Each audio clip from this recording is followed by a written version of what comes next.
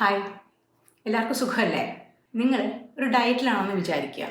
നമ്മൾ ഡയറ്റിലായിരിക്കുമ്പോൾ തന്നെ ഒരു ദോശ, ഒരു ഇടിയപ്പം, അല്ലെങ്കിൽ കേക്ക്, പായസം ഇതൊക്കെ എക്സ്ട്രാ ഓഫർ കിട്ടുമ്പോഴത്തേക്കും, അല്ലെങ്കിൽ അത് വേണ്ടാന്ന് നമ്മൾ വെച്ചിരിക്കുന്ന ഒരു ലിമിറ്റ് അത് ക്രോസ് ചെയ്ത് പോകുമ്പോഴേക്കും നമുക്കത് നോ എന്ന് പറയാൻ പറ്റുന്നില്ലെന്ന് വിചാരിക്കുക. അല്ലെങ്കിൽ ഒരു സ്മോക്കിംഗ് നിർത്തണം എന്ന് ആഗ്രഹമുണ്ട്, അല്ലെങ്കിൽ ഡ്രിങ്കിങ് നിർത്തണം എന്ന് ആഗ്രഹമുണ്ട്, അല്ലെങ്കിൽ പോൺ വാച്ചിങ് നിർത്തണം എന്ന് ആഗ്രഹമുണ്ട്. പക്ഷെ അതിനൊന്നും നോ പറയാൻ പറ്റുന്നില്ല.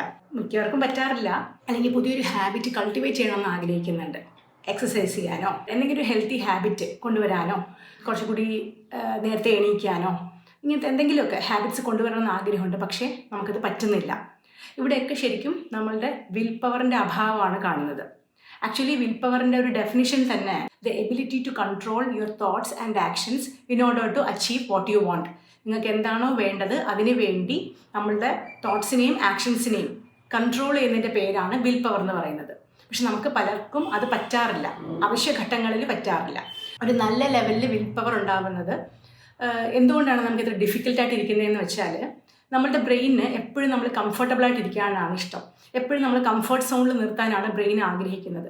അപ്പോൾ നമ്മൾ ആ കംഫർട്ട് സോണിൽ നിന്ന് പുറത്ത് വരാൻ ശ്രമിക്കുമ്പോൾ തീർച്ചയായിട്ടും നമുക്ക് ഭയങ്കര ഒരു ബുദ്ധിമുട്ട് തോന്നാറുണ്ട്. അപ്പോൾ നമ്മൾ നമ്മളുടെ തന്നെ ബ്രെയിനിന് എഗെയിൻസ്റ്റ് ആണ് വർക്ക് ചെയ്യുന്നത്. അതുകൊണ്ടാണ് നമുക്ക് ഇത്രയ്ക്കും പ്രയാസം. ഇപ്പോൾ നമ്മൾ വെറുതെ ഇരിക്കുകയാണ്, കുറച്ച് നേരം കൂടി ഇരിക്കാനാണ് നമുക്കിഷ്ടം, കുറച്ച് നേരം കൂടി സ്ക്രോൾ ചെയ്ത് സോഷ്യൽ മീഡിയയിൽ ഇരിക്കാനാണ് നമുക്കിഷ്ടം.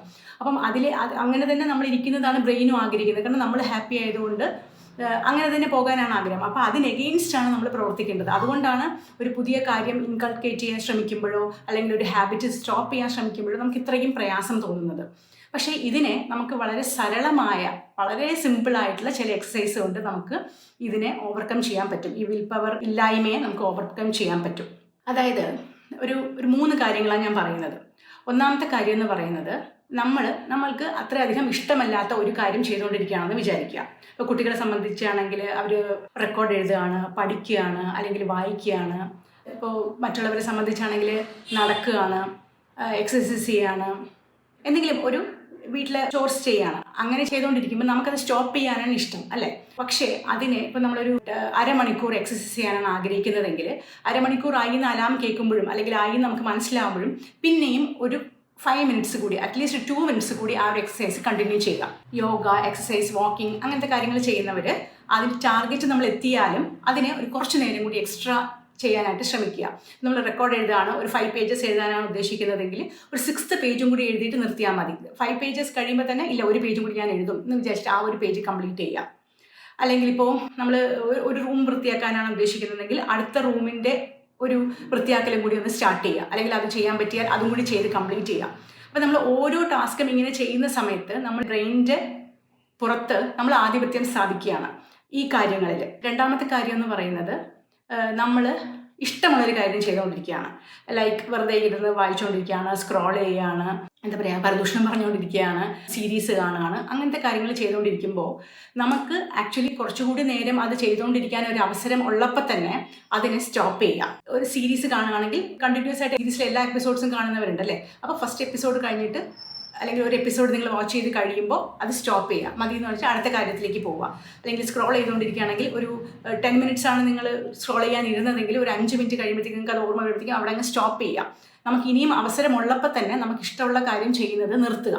ഈ ചെറുതായിട്ട് നമ്മൾ ഫസ്റ്റ് സ്റ്റെപ്പ് എടുക്കുമ്പോൾ തൊട്ട് തന്നെ ബ്രെയിനിൽ മാറ്റങ്ങൾ സംഭവിച്ചു തുടങ്ങും. ന്യൂറൽ പാത്വേസ് പുതിയതായിട്ട് ബിൽഡ് ആവാൻ തുടങ്ങും. പക്ഷെ അതിനെ സ്ട്രോങ് ആക്കണമെങ്കിൽ കണ്ടിന്യൂസ് ആയിട്ട് ഈ കാര്യം തുടർന്ന് ചെയ്തുകൊണ്ട് പോകണമെന്ന് മാത്രം.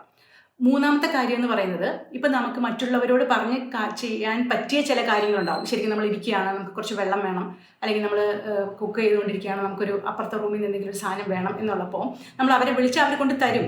ചാൻസസ് ഉണ്ട്, അല്ലേ, ഓപ്ഷൻസ് ഉണ്ട്. പക്ഷെ സ്റ്റിൽ നമ്മൾ തന്നെ പോയി അത് കാര്യം ചെയ്യുക. ആ കാര്യം എടുക്കുക. വെള്ളം എടുത്ത് കുടിക്കുക, അവിടെ തന്നെ പോയി എടുത്ത് കുടിക്കുക. നമ്മൾ പത്രം വായിച്ചിട്ട് മടക്കി വെക്കുകയാണെങ്കിൽ വേറെ ആരോടെങ്കിലും പറഞ്ഞിട്ട് അവിടെ വെക്കുക എന്ന് പറയുന്നതിന് പകരം, അല്ലെങ്കിൽ പത്രം എടുക്കാൻ വേറൊരാളോട് പറയുന്നതിന് പകരം നമ്മൾ തന്നെ അത് ചെയ്യുക. അങ്ങനെ കണ്ടിന്യൂസ് ആയിട്ട് ചെറിയ ചെറിയ ചെറിയ ശീലങ്ങൾ നമ്മളുടെ ജീവിതത്തിൽ കൊണ്ടുവരുന്ന സമയത്ത് പതുക്കെ ബ്രെയിന് മനസ്സിലാകും, ഞാൻ പറയുന്നതല്ല, ഇയാൾ എന്നോട് എന്താണ് ചെയ്യാൻ ഉദ്ദേശിക്കുന്നത് അത് തന്നെയാണ് ഈ പുള്ളി നടത്തുന്നത്. അതുകൊണ്ട് തൽക്കാലം പുള്ളി പറയുന്ന പോലെ തന്നെ മുമ്പോട്ട് പോകാം എന്നുള്ള രീതിയിൽ ന്യൂറൽ പാത്വേസ് ആ രീതിയിൽ ബിൽഡ് ആവാനും നമുക്ക് കുറച്ചുകൂടി വിൽ പവർ ഉണ്ടാവും. എസ്കലേറ്ററിന് പകരം ചൂസ് ചെയ്യുക, അല്ലെങ്കിൽ ഇങ്ങനൊരു ഡയറ്റിൽ നമ്മൾ ഇരിക്കുന്ന സമയത്ത് നോ എന്ന് നമുക്ക് പറയാൻ പറ്റുക, ആരെങ്കിലും നമ്മൾ സ്മോക്കിംഗ് നിർത്താൻ ഉദ്ദേശിച്ചിരിക്കുന്ന സമയത്തും വേറൊരാൾ ഓഫർ ചെയ്യുമ്പോൾ നമ്മളത് വേണ്ടാന്ന് പറയാൻ പറ്റുക, അങ്ങനെയൊക്കെ ചെയ്യാൻ പറ്റണമെങ്കിൽ ഈ ഒരു കാര്യം നമ്മൾ അറിയാതെ തന്നെ നമ്മുടെ ഉള്ളിൽ വരണം. ഓരോ നിമിഷവും ഓരോ കാര്യത്തിനും നമ്മൾ ഇങ്ങനത്തെ ഹാബിറ്റ്സ് ഫോം ചെയ്യാൻ നമുക്ക് എപ്പോഴും അലേർട്ടായിട്ടിരിക്കാൻ പറ്റത്തില്ല. പക്ഷേ ഡേ ലോങ് നമ്മൾ ചെയ്യുന്ന കാര്യങ്ങളിലൊക്കെ നമ്മൾ ആ ഒരു ശീലം കൊണ്ടുവന്ന് കഴിഞ്ഞാൽ എന്ത് പറ്റുമെന്ന് വെച്ചാൽ ബ്രെയിൻ അതുമായിട്ട് യൂസ് ടു ആവുന്നത് കൊണ്ട് നമുക്ക് വളരെ ബുദ്ധിമുട്ടില്ലാതെ ഈ കാര്യങ്ങൾ നമ്മൾ ബുദ്ധിമുട്ടായിട്ട് കൾട്ടിവേറ്റ് ചെയ്യണം എന്ന് ആഗ്രഹിക്കുന്ന ചില ഹാബിറ്റ്സ് അല്ലെങ്കിൽ നിർത്താൻ ആഗ്രഹിക്കുന്ന ചില കാര്യങ്ങൾ വളരെ ഈസി ആയിട്ട് തന്നെ ചെയ്യാൻ പറ്റും. ഞാൻ എൻ്റെ ലൈഫിൽ അപ്ലൈ ചെയ്തിട്ടുള്ള കാര്യമാണ്. എനിക്ക് വളരെയധികം പ്രയോജനം തോന്നിയ ഒരു കാര്യമായതുകൊണ്ടാണ് നിങ്ങളോട് ഷെയർ ചെയ്യുന്നത്. തീർച്ചയായിട്ടും അപ്ലൈ ചെയ്യുക. എന്തെങ്കിലും ഡൗട്ട്സ് ഉണ്ടെങ്കിൽ ചോദിക്കുക. Thank you so much for watching. Next വീഡിയോയിൽ കാണാം. ബൈ.